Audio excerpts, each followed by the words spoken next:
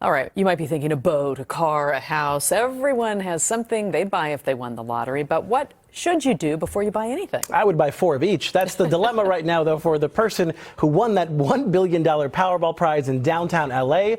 Local financial professional Ali Hashemian with Kinetic Financial joining us now. Ali, thanks so much for your time. Pleasure's all mine. So what is the first thing someone should do right after they win, once that initial shock goes away? I think the first thing they should do is come forward, which I think still hasn't happened yet, No. right? Which I get it. We're all busy, right? So $1 billion, we'll get to it after lunch, I guess. But first things first, I would definitely make sure you come forward and get your money. But after that, planning for how you take the money, whether you take it as a systematic annuitized payment, and planning for taxes are probably the two biggest things that you need to think about. And then coming up with an expense and cash flow budget right after that. There's a lot of work, what they say, more money, more problems. They're not lying.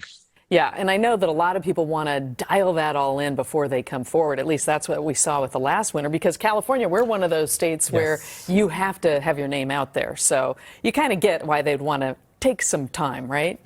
Yeah, I totally get why they would want to take some time. And again, all kidding aside, I think anybody that won $1 billion, they want to come forward as quickly as possible. But taking a minute to make sure that you do this the right way is probably worth its weight in gold.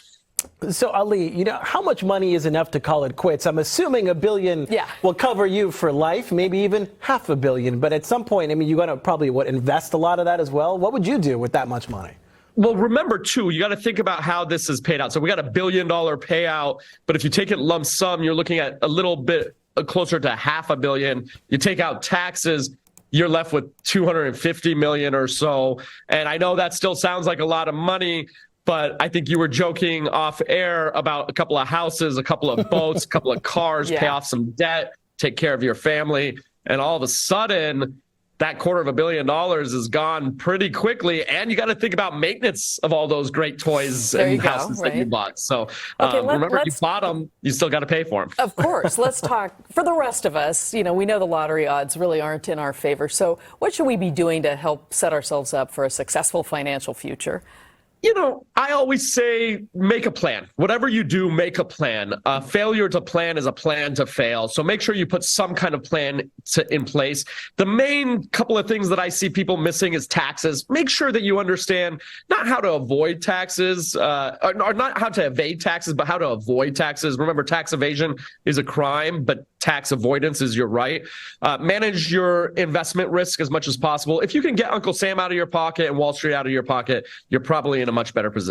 Absolutely. Ali Hashemian with Kinetic Financial. Thank you so much. I finally feel better about not winning. There you go.